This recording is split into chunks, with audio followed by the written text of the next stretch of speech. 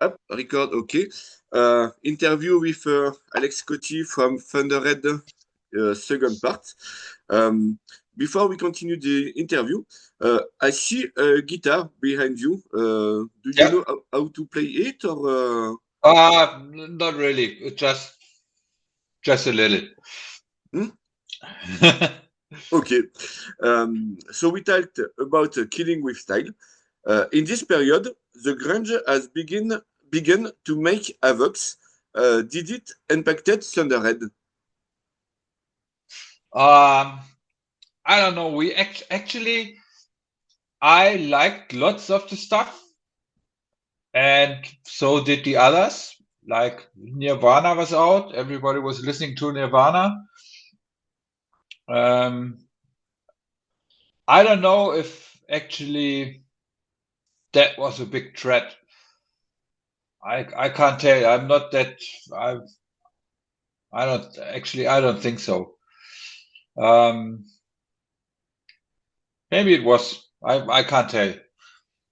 Hmm? So everybody says Nirvana or grunge killed heavy metal. I don't know. It's actually I think it's kind of similar. It's a little different, but you know nowadays there are like millions of different metal versions, and everything exists together. I think it was just the time that wasn't right. I don't think it was grunge or Hmm? something. Yeah. Okay. A video clip was made for Young and Useless. What can you tell us about it? Oh, that was Andreas Marshall did it. He was actually suggested by the record company because he did like other bands like Creator and stuff, and they knew him and they knew he's a good guy, and he actually is. He did a fantastic job. I really liked the video. He also did the snapped video from the next album. Great guy, great video. This is the first time I actually, or we were happy with the results, uh, and it came out very good. Yeah, I remember we recorded in Berlin in the club called Huxley's. It's actually shot on film, real 16 millimeter. No video tape. It was like real film back then. Um, it was Yeah, they knew what they do. They were good at what they did. The result is great. I'm very happy with it. Hmm? Okay. Um, House of Swallows is maybe your most heavy song. How this one was born?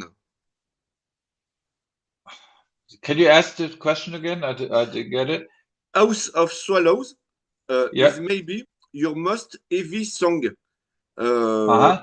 how this one was born? Can you tell us about Oh, the creation of the? like every other song, if we meet in the rehearsal room. Somebody has a riff idea or whatever, some idea, like the initial spark. Um, we actually wrote a lot of stuff together. So if like let's say Henny has a riff idea, we were practicing every day. We'll be in the rehearsal room every day. Either we've been in the rehearsal room, or we've been on tour, or we've been in the studio. But we played like every day, and so we met every day and played together. And this is how all the songs evolved and how we wrote the stuff. Um, it basically just happened out of an idea. Every song was like this, basically. Somebody had the initial idea and we worked on it together. Hmm? Okay. So I will try to articulate for the next question. Yeah. Um, I have a funny anecdote to tell you about loosen up your grip. For many years, I thought it was a song about disease because in French, the word grip means influenza, a disease. Um, Yeah. and so I was totally wrong. Can you explain the sense of this song? Yeah, losing up your grip. Actually, it is a cover version from Rick Derringer. And the losing up your grip, it's like a couple is together and one is holding the other like the relationship is not so good and one is always having the other and is on the back of the other and and yeah, it's actually a story of a relationship that didn't work out well. Yeah. Okay. For this tour, you opened for Rage, then Saxon. What memories do you keep about it? Yeah, Rage was actually the Japan tour, and that was like a double headliner tour. I think we did 6 shows. I can't remember. We know PV for a long time. We actually been friends already, and this is like if you're on tour with people you know already and you're friends with, it's like a big fun. So actually, it was a great time. We knew everybody knew each other. Even like when we went out with Pink Cream, we knew them guys before, and were actually friends before. We had good relationships. Our manager was a big friend with their manager, and so we always hang out if we could. It was always a good time. The whole scene was like a big family back then. Everybody knows each other, and yeah. Saxon was great because that's another band I'm a huge fan of, and playing with them guys was like, for me at least, I always can speak for myself, it was a big thing because this is like my use. When I hear like Strong Arm of the Law or songs like this, I was like, this for me, I was like a kid in a candy store, just like with Motorhead, Yes. meeting my heroes and spend time with them. Very that was a good thing. I enjoyed it. Okay. Um, you then quickly released a live album. What was it your own will or that of Gun Records?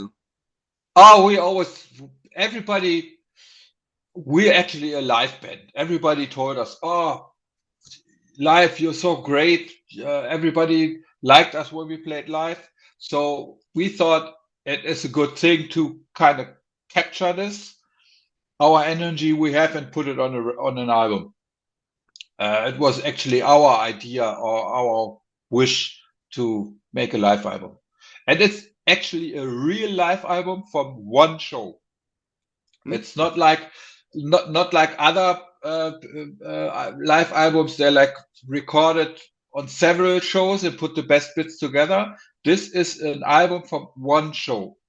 Okay. This is actually one show on a record. Yeah. Okay.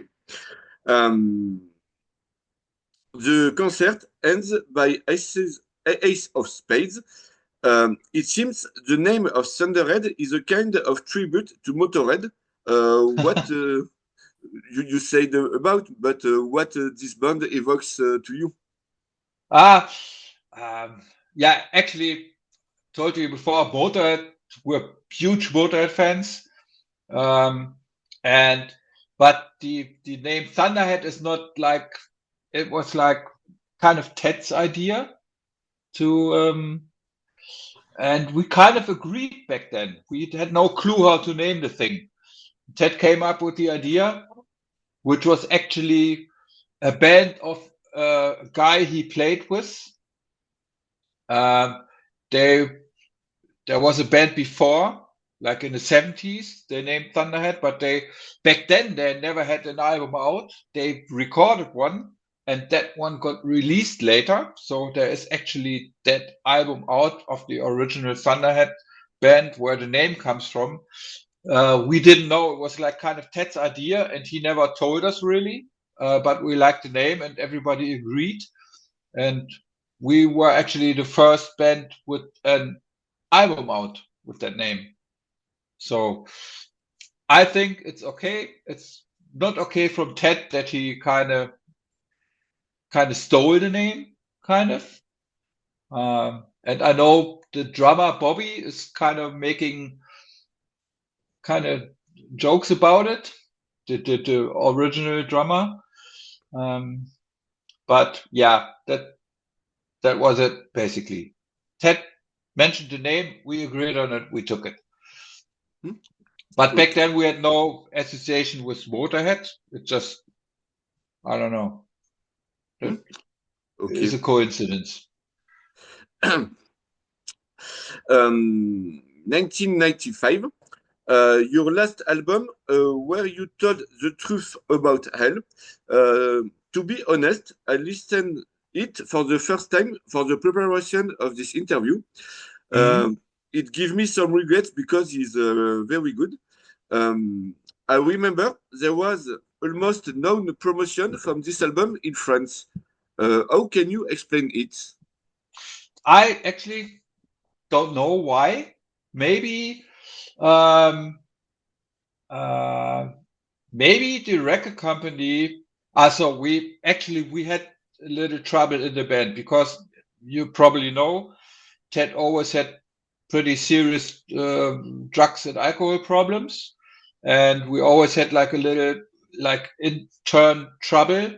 And this record actually, when we started recording it, we were not in a good spot mentally, actually. So we had trouble with Ted. Ted was pretty much drunk or stoned the entire time. And it wasn't an easy thing. And the record company, of course, knew it too, that this is not very working. I mean, the album came out good. And Henny, Ole, and I, we are sober guys, you know, we're serious, we work, we basically put the album together as a 3-piece and Ted sang on it, if I'm honest. Yeah, but I don't know, maybe I just can guess, maybe the record company saw not that success that they wanted. I actually don't know why it wasn't. Okay. It did good it actually didn't do very well in Japan either. They were kind of, because it was like it had a different style and people were not expecting this. I think it's our best record actually. I really like it. It's different, it's hard. And I don't know why okay. Yeah. And so for this album, you made a concert or a tour or not? Yeah, we went. What was it? We played with Pink Cream 69, supporting them. We did some single shows. We went to Japan, so we toured quite a lot with that album. Okay. We haven't been to France. That's true. We haven't been to England, but yeah. Okay. As a last track, we find Zero the Hero, a cover of Black Sabbath. I think it's a good idea because this is not one of their most popular songs. How did you choose this one?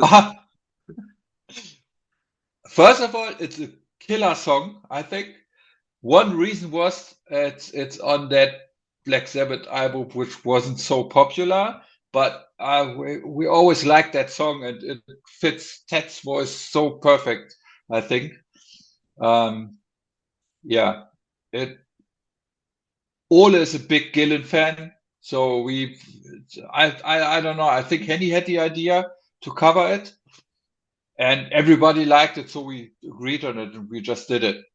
It came out great. I love it. It's a great version. Yeah. Okay. The same year, you released a compilation with new tracks with ballads.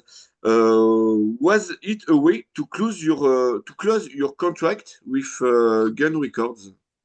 No. No. In that time, we actually everybody liked our ballads, and we always lacked success, but we had actually, I think we had good ballads, good songs, and we actually produced 2 songs with a whole orchestra in there.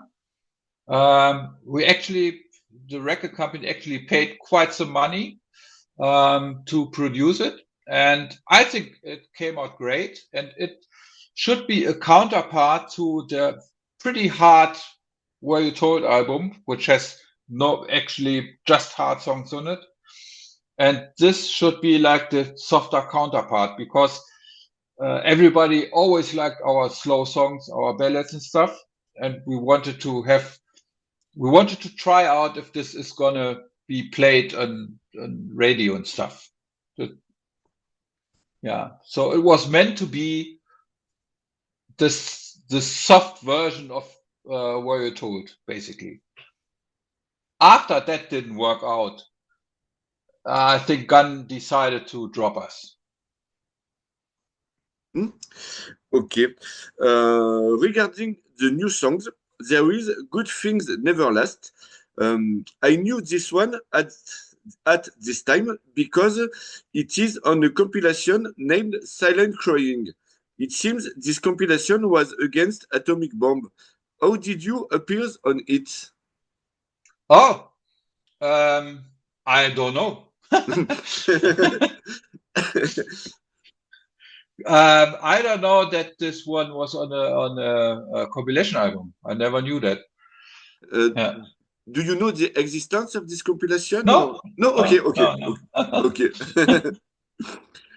Actually, Gun in 1999 or 2000 released a best of album, and we ended up on another compilation album with Young and Useless and some other Payback Time is on another compilation album. That were the only 2 songs that were available on Spotify for all the years, because it was on that particular compilation album. I never knew that there was another one. Never knew. Okay. On this record, we also find That's the Way, a Led Zeppelin cover. It's not the first time you played it, because Ted and Annie played it in an acoustic in 1991 in a Japan TV show. Can you tell us about it? It was always one of Ted's favorite songs, and as on the before the Japanese tours, we always did promotion, a little promotion tour in front of it, and there were always acoustic sets, and this was one song they always played, and it always came out good. Ted sings it very good, I think, and then we decided we put it on that album because it always came out great. Like we have what's on the album? Let It Run from Night Ranger. This is the cover version too. A cover of the Vous? No. No. Yeah, we have a Who cover too. 1 second. Let me find the link.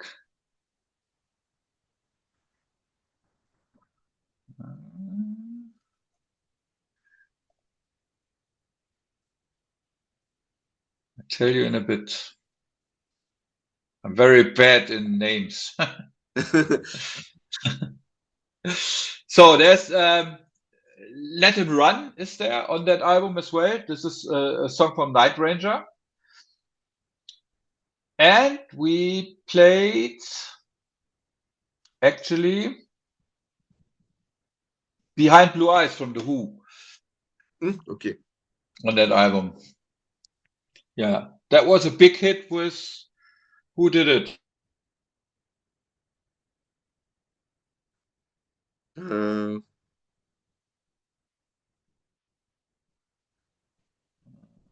It was a big hit from. I Google it 1 second. Limp Bizkit did it. Yeah, Limp Bizkit did a cover version of that too, and they had a big success with it. That was like beginning 2000, whatever, couple of years after we did it. Yeah, I actually like our version better. Okay. So, but but they had a big success with it. So. Okay, I don't listen Limp Bizkit a lot. Okay. So Thunderhead split in 1996. Can you explain the reasons? Yeah, the reason is, first of all, we actually lost the record deal with Gun, and we had plans to. The Japanese guys wanted to release us and do work as a record company for us. So we had plans to move over to that part. Victor Records actually had interests, but a big reason why it broke up was Ted's state.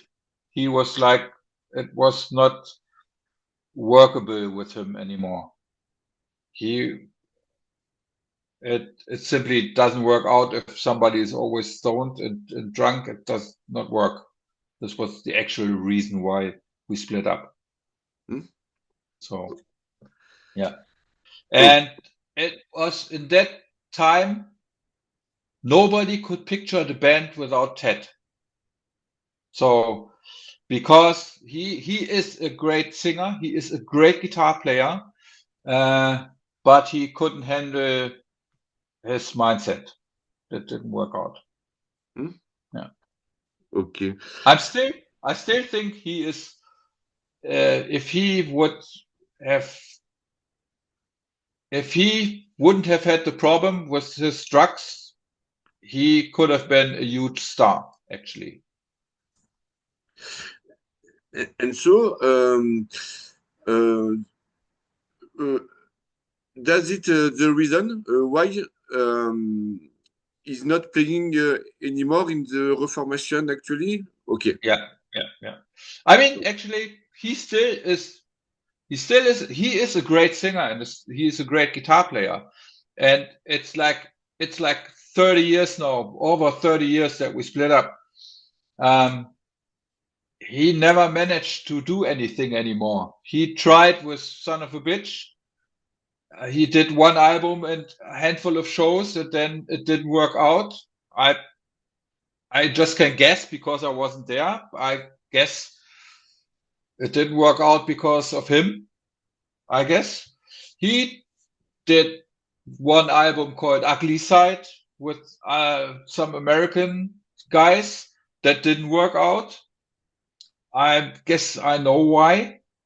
Because as far as I know, he never really changed. He's now living a peaceful, quiet life and try to stay away from all the bullshit. But yeah, it should not have been done. Okay. You told about that before, but in 1997, a best of is released. We found three new songs: Thanks, Midnight Road, and Frontline. Can you tell us about this one? This a new song or old? Thanks is actually on Where Told. It's not a new song, but the Midnight Road and there were actually demos for our new upcoming album we did. And the Japanese guys asked us if we have some bonus tracks for a best of album. And there were basically, were actually demos we did. And we thought they were good enough to put them on a record for bonus tracks. Yeah. Okay. So, 5 studio albums were released. Do you have a favorite? Yes and no. I like all of them. Every album is kind of unique, and every album has its time. My favorite used to be Were You Told, till I remixed Busted at the Border. Now Busted at the Border is my favorite album again, because now it is like it used to be 35 years ago. Okay. And I actually was impressed how good we played on that album. When I was mixing it again, I was like, wow, we did play very good back then. Yeah. Okay. Maybe you will think the same when you mixed again Where You Told. Maybe. I actually will not remix Were You Told, because I think that's a good album, and I think it sounds okay, and I will not remix that album, and I will not remix Killing with Style. That's a good album too. It sounds great. It sounds good. I actually wanted to remix Busted because of the bad mix from Tony. I never liked the mix, and I tried to do it better. Then I was remastering Crime Pace, and I thought, wait a minute, Busted sounds so good now. Maybe I do that one again as well. So I started remixing Crime Pace as well. Okay. In 1999, Ted Bullitt tried to make a new version of Thunderhead with new musicians and released the album Ugly. You told about that. Yeah. Why none other original members? And what do you think about this record? First of all, I don't like the record. I think it's not good. Most of the songs are stolen from Henny, basically. Okay. He took some songs which we didn't agree on all the albums, which he wrote, but we thought they were not good enough, and he actually ripped off a couple of ideas of Henny. I think the recording is not good. I don't like it. He didn't sing good on it. He did it without asking. He just stole the name too, because the name is on our behalf, not on his. So I don't consider it as a real Thunderhead album, because it's just Ted. It's a solo album of him. And that it didn't work out at all proves my theory, I guess. So can I understand you don't mix again this one soon? Huh? No, I will not touch it. Okay.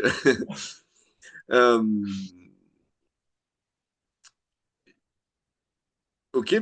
You also work as a producer and recorded some records.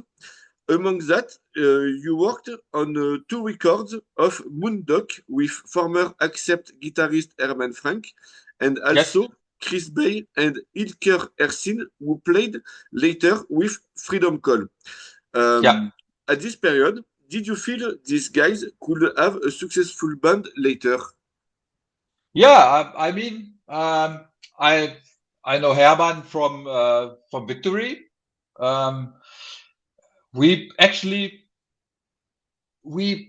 He lived right where my old rehearsal room was, and I saw him basically every day. He lived together in the house with Peter Knorn, the bass player from Victory, and so we know each other very well. We were hanging out at the bars at night, and we saw us during the day. And I guess he liked the guitar stuff I did on the Thunderhead albums, so he asked me, "Can you record the album?" I said, "Yes, no problem. Let's do it." And I think they came out good. They're good songs. Chris is a great singer, I think. Yeah, I like them both. I did the first two albums. They're pretty good. I like them. I still listen to them. Okay. In 2003, Annie, Ole, and you proposed at your turn a new version of Thunderhead called Donnerkopf. It seems you quickly quit the band before the album. Can you explain what has happened? Yeah. In that time, actually, they had another drummer before. Kurt was playing drums, and he left the band, and I kind of joined in. But I actually had problems with I was married back then, and I was like in the time of divorce, and I was not in a good state. I wasn't in good shape to keep on doing that. So I rather quit that, and I had to take care of myself first before I play music again. That was the reason why we didn't do that. Actually, after me, Klaus Sperling joined the band, and out of that band, Nitro Gods evolved. Yeah. Okay. And do you know when this band was created? Did Ted made some troubles to you or not? No, we actually didn't talk back then. Because, yeah, I don't know. We haven't been good together back then, Ted and us three, because there were arguments, and we didn't agree on stuff. There were people that asked us, "Hey, why don't you reunite and play shows and stuff?" We couldn't agree on how do we do it. That's why we never did it. And actually, it was always Ted who screwed it up, if I'm honest. Yeah. Okay. So now you also play in a Pacemaker, a cover band. Can you tell us about this band and when was it formed? Oh, this is actually funny. I actually, when I started working for TV and stuff, I actually quit drumming for quite a while. And my second big passion is motorbikes. And the bass player of that band is the guy where I always buy my motorcycle parts when I repair them. And he always asked me, "Hey, Alex, why don't we have a session together?" And one day I said, "Okay, let's do it." I knew Jürgen, the guitar player and singer. He's pretty known in this area. And Pogo said, "Okay, let's do a session." And it was fun. It's actually the reason why I started playing drums again back then. Soon Kai joined. Kai is actually the guitar player of Sergeant Fury. So yeah, we still play, we still have fun. It's a good thing. They're actually the reason why I play drums again. Okay. So we arrived at the end of this second session. I suggested that we made a second little cut and Can't hear you? Huh? There was a bug. I told you hear me? Yeah. Yeah, okay. I said that we arrived at the end of the second session. suggest a little cut, and I send you a new link in 5 Okay. minutes. Yeah. Okay. Yeah, okay. No problem. See you later. Bye.